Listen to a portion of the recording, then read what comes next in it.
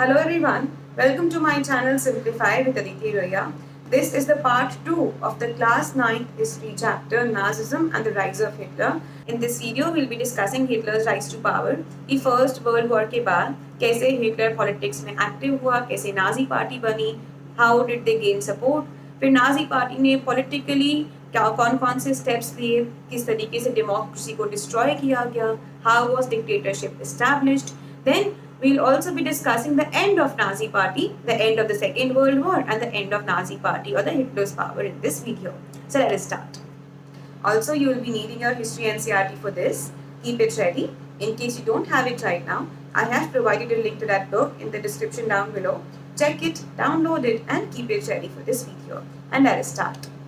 अब हिटलर का जो बर्थ है वो ऑस्ट्रिया में 1889 में हुआ था. हिटलर हमेशा से बहुत ही प्रॉस्परस फैमिली को बिलोंग नहीं करता था, तो उसकी काफ़ी यूथ का टाइम उसने पॉवर्टी में गुजारा. At a very early age ही जॉइंड मिलिट्री, उसने आर्मी ज्वाइन करी एंड उसको अपनी ब्रेवरी के लिए बहुत सारे मेडल्स मिलने लगे. हिटलर की शुरुआत एक सोल्जर की तरह हुई थी. उसने आर्मी से अपनी शुरुआत करी थी, but in the later years of his life, he became politically very active. Hitler was very deeply affected with the Germany's defeat in the First World War, and also Hitler was quite upset with the Treaty of Versailles. उसको लगा था कि Treaty of Versailles बहुत ही harsh है, humiliating है और Germany के साथ बहुत ही गलत First World War के बाद हुआ है. Later on, politically, Hitler joined a German Workers' Party. उस पार्टी में हिटलर इतना ज़्यादा एक्टिव था that later on he took over the party. उसने पार्टी की लीडरशिप खुद ही संभाली and he renamed that party as a Nazi party. Hitler politics में काफ़ी एक्टिव था, but even then 1930s के पहले या फिर जो इकोनॉमिक डिप्रेशन का फेज हमने फर्स्ट वीडियो में डिस्कस किया था, उससे पहले तक भी नाजी पार्टियां हिटलर बहुत ज़्यादा पॉपुलर नहीं थी. It was only after the economic crisis, जब लोग बहुत परेशान हो चुके थे, इकोनॉमी बहुत ज़्यादा प्रॉब्लम्स में, इकोनॉमी में बहुत ज़्यादा क्राइसिस आ रहे थे, अनएम्प्लॉयमेंट बहुत थी, that Nazism gave hope to people. Nazism उस समय एक नई आइडियोलॉजी थी and it also gave a hope of a better future to common people. इसीलिए years of economic depression के बाद और economic crisis के बाद Nazi party slowly and steadily became popular. 1932 के इलेक्शंस में Nazi party was one party जिसको largest number of votes मिले थे. It was able to secure 37% votes. That was the highest for Nazi party at that time.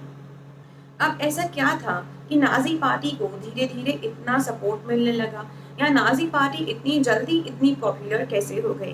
The reason was Hitler's style of politics. Hitler का politics का एक बहुत ही different style था. वो बहुत ज़्यादा पावरफुल स्पीकर था. He was a very good orator. He could influence people with speaking skills. तो व्हेनेवर हिटलर की रैली होती तो हिटलर उसमें स्पीचेस देता. He used to give hope of a better future to German people. उसने लोगों से बहुत सारे प्रोमिसेस भी करे during his speeches. He promised to build a better and a strong nation. He promised to provide employment opportunities to youth. Also उसने कहा था कि वर्सेल्स ट्रीटी में जर्मनी के साथ जितनी भी इनजस्टिस हुई है वो उसका रिवेंज लेगा या उन सारी चीज़ों को अंडू करेगा एंड जर्मनी की एंड जर्मन पीपल की जो लॉस्ट डिग्निटी है उसको वापस रिस्टोर करेगा. He gave them a hope of a better future and he also said कि जर्मन नेशन के खिलाफ जितने भी फॉरेन कंट्रीज अलग अलग कॉन्स्पिरेसीज कर रही हैं, he will deal with all of them and he will uproot all the conspiracies against Germany.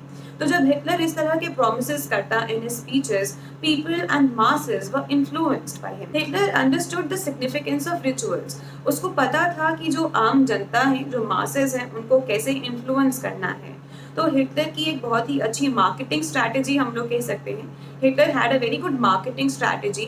उसने लोगों को एक होप तो दी ही थी for better future. Also Hitler ने खुद को और नाजी पार्टी को एक बहुत ही स्ट्रॉन्ग लीडर की तरह डिपिक्ट किया था, जो उस समय जर्मन नेशन के लिए बहुत ज़रूरी था.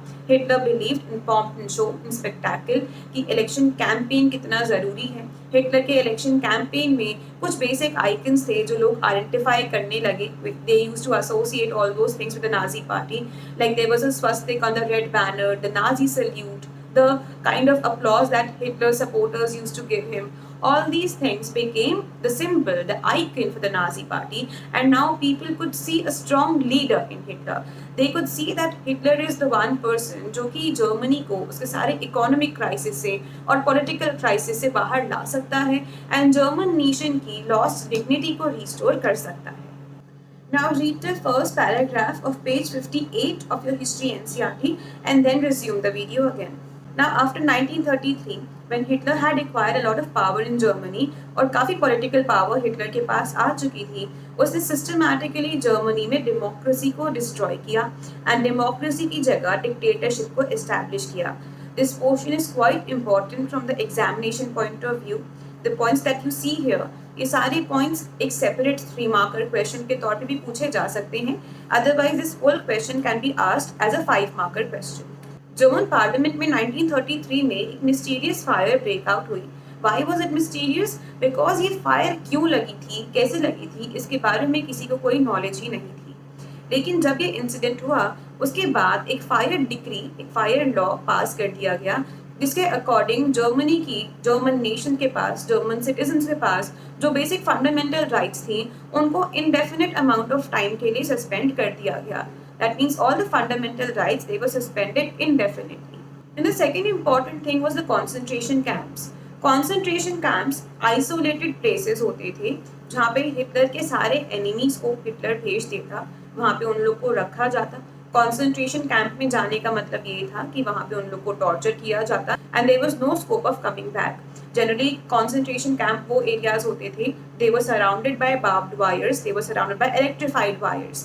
तो अगर कोई वहाँ से एस्केप करने की कोशिश करता भी तो there was actually practically no escape possible from there. So Germany के हिटलर के सारे arch enemies they were packed off to the concentration camps. Then the third important thing was the enabling act. Enabling act से Germany में completely dictatorship establish हो गई. ये act ने Hitler को एम्पावर किया टू रूल बाय डिक्री, कि Hitler अपनी इच्छा से लॉज बना सकता था. ऑल्सो हिटलर की पार्टी, नाजी पार्टी और उसके सारी सपोर्टर पार्टीज के अलावा सारी political parties were declared illegal and सारी पॉलिटिकल एक्टिविटीज को भी इलीगल डिक्लेयर कर दिया गया.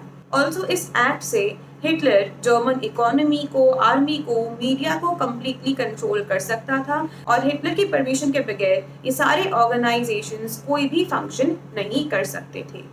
सो enabling act established complete dictatorship in Germany.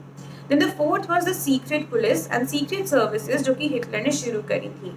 Secret police Hitler की खुद की पर्सनल पुलिस थी जो कि हिटलर के ऑर्डर्स पे काम करते. हिटलर के सारे एनिमीज या हिटलर के अकॉर्डिंग सारे अनडिजायरेबल्स which we'll be discussing in the third part of this chapter, सारे अनडिजायरेबल्स को हिटलर विदाउट वारंट अरेस्ट करवा सकता था. All these police people they had the power to arrest these people without warrant.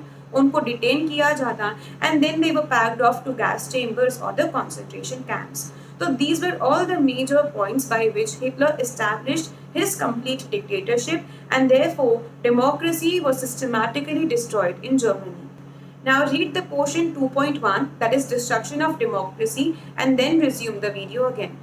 Hitler के economist का ऐसा मानना था कि जर्मनी को इम्प्रूव करने के लिए या उसके इकोनॉमिक क्राइसिस को इम्प्रूव करने के लिए जर्मनी में प्रोडक्शन और एम्प्लॉयमेंट दोनों ही क्रिएट करने की ज़रूरत है. इसलिए एक completely state funded work creation program शुरू करा गया, जिसे बहुत सारे हाईवेज को बिल्ड किया गया, जिससे जर्मनी का इंफ्रास्ट्रक्चर भी डेवलप हो सके एंड लोगों के लिए एम्प्लॉयमेंट अपॉर्चुनिटीज को भी क्रिएट किया जा सके.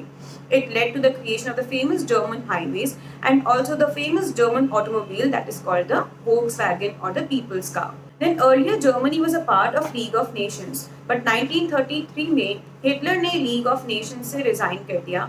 ऑल्सो हिटलर का ये मानना था कि इकोनॉमिक क्राइसिस को दूर करने के लिए war is the most appropriate way. तो हिटलर ने एक एक करके बहुत सारी कंट्रीज के साथ वॉर शुरू करी और आसपास के बहुत सारे नेशंस को जर्मन नेशन के साथ इंटीग्रेट करना शुरू करा. उसने राइनलैंड वाला एरिया जो ओरिजिनली जर्मनी का ही था उसको वापस रीऑक्यूपाई किया.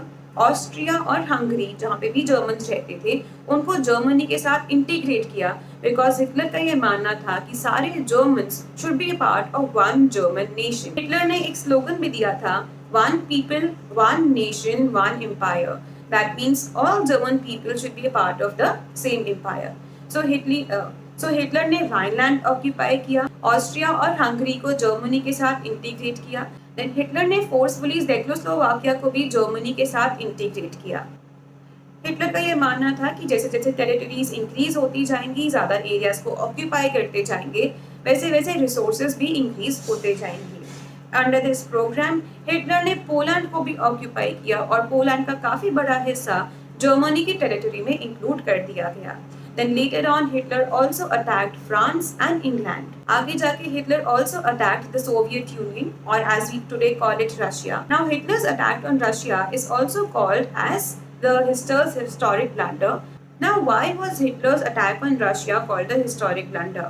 The reason being, मान लीजिए कि जर्मनी सेंटर में है, जर्मनी के एक तरफ थे फ्रांस और इंग्लैंड जिसके साथ ऑलरेडी वॉर चल रही थी, एक तरफ से वॉर चल रही है। रशिया जर्मनी के दूसरे साइड पे सिचुएटेड था, तो जब रशिया पे अटैक किया गया तो इस फ्रंटियर पे भी वॉर शुरू हो गई।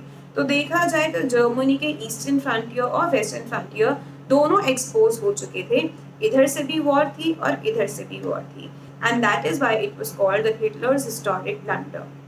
Also Soviet army, Russian army बहुत स्ट्रॉन्ग थी और उन्होंने बहुत ही इजीली हिटलर की आर्मी को क्रश कर दिया था। बहुत ही ह्यूमिलिएटिंग डिफीट जर्मनी को इस समय सफर करनी पड़ी थी। और जब 1939 में जर्मनी ने फ्रांस को और इंग्लैंड को अटैक किया था, उस टाइम पे इटली और जापान ने जर्मनी के साथ एक ट्राइपार्टाइट पैक्ट साइन किया था। इस पैक्ट के अकॉर्डिंग जर्मनी, इटली और जापान एक सिंगल टीम में आ चुके थे। Now in this situation USA ने शुरू से वॉर में पार्टिसिपेट नहीं किया था, like the first world war. In second world war also USA was not a part of the war from very beginning. Japan इस समय कंप्लीटली हिटलर को यानी जर्मनी को सपोर्ट कर रहा था। इस टाइम पे जापान अपने नेवल रिसोर्सेज को बढ़ाना चाहता था, एंड देयरफॉर जापान ने यूएस का जो बेस था पर्ल हार्बर में उसको अटैक किया। जब यूएस का बेस पर्ल हार्बर में अटैक किया गया, that is when US participated in the war, and war ended जब यूएसए ने अपने 2 एटम बॉम्ब्स जापान के 2 आइलैंड्स हिरोशिमा और नागासाकी पे ड्रॉप करे। That was the end of second world war. तो एक तरफ जहां सोवियत आर्मी ऑलरेडी जर्मनी को हरा चुकी थी, इधर यूएसए ने जापान पे न्यूक्लियर अटैक करके सेकेंड वर्ल्ड वॉर को कंप्लीटली खत्म कर दिया। सो व्हेन 1945 में जब वॉर खत्म हुई, it ended with the defeat and Nazi party, Hitler की पावर कंप्लीटली क्रश हो चुकी थी। नाउ दे वर अवेयर कि जब लोगों को पता चलेगा कि जर्मन नेशन ने, नाजी पार्टी ने लोगों के साथ क्या क्या अट्रॉसिटीज या क्राइम्स कमिट करे हैं, so now they will be punished severely for all those crimes, and that is why out of that fear they committed suicide, as we discussed in the part 1 of this video. Now read till page 60 of your history NCERT and then resume the video again. So that was it for this video. In the next part of this chapter, we'll be discussing the Hitler's ideology, what was Nazism and why was Hitler against Jews, Gypsies and all other peoples, and what was Hitler's concept of desirable and undesirable. Also, if you haven't yet subscribed to my channel, please click here. For the complete playlist of this chapter, please click here. And for the next part of this chapter, please click here.